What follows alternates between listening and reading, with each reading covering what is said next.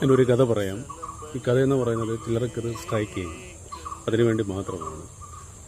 ഒരിടത്ത് ഒരു ക്ഷേത്രത്തിലെ ഒരു ഉത്സവം ഉണ്ടായിരുന്നു. എന്നാൽ രണ്ട് സുഹൃത്തുക്കൾ അവർ വളരെ ഫ്രണ്ട്ലിയാണ്.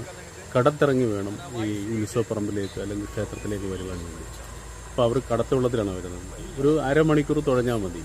അവർ എത്തി ഉത്സവം കണ്ടു. ഒരു 2 മണിക്കൂർ അവർ സ്പെൻഡ് ചെയ്തു.